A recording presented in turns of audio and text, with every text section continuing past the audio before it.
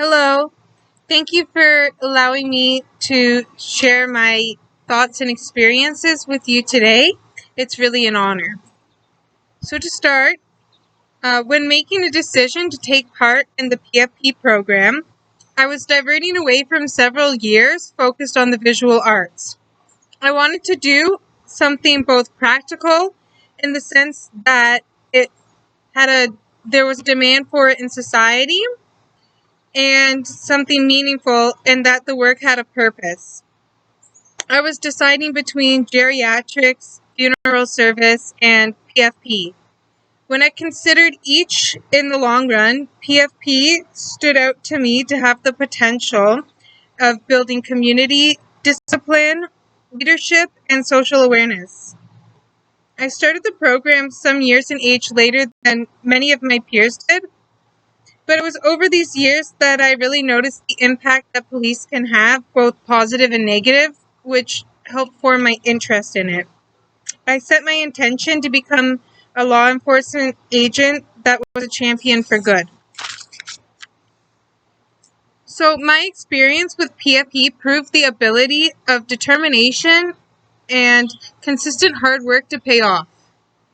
The first week, the Charter of Rights and the Criminal Code felt like maybe they would be too technical for me to grasp. I met professors who were so fluent in what they taught that it was both intimidating and inspiring. I had to rewrite my first essay on defining the rule of law several times before I felt confident enough to hand it in. When I did well, it was assuring to me to believe in myself and to try my best in all of my courses. I met peers of all kinds of personalities, experiences, and strengths. We welcomed each other's ideas and formed the face of the future front line.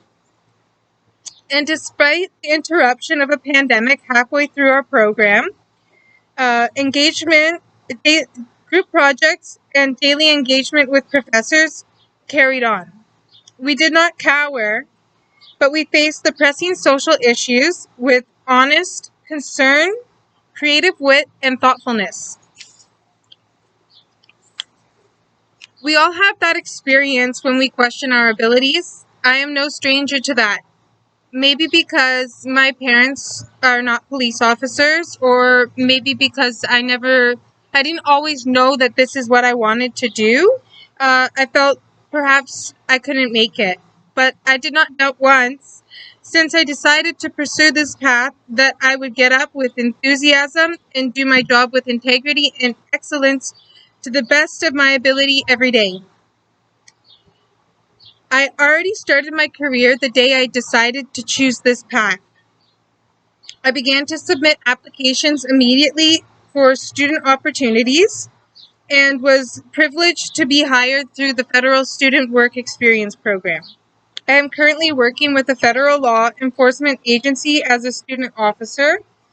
I will transfer to the Bachelor of Criminal Justice with Humber College this September, and my goals are to be a full-time officer with this agency upon completion.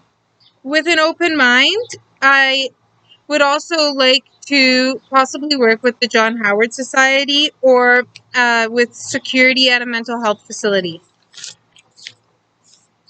So, if I could take a moment to commend my peers for their dedication and resilience, they deserve to feel proud of themselves and to excel in all their endeavors.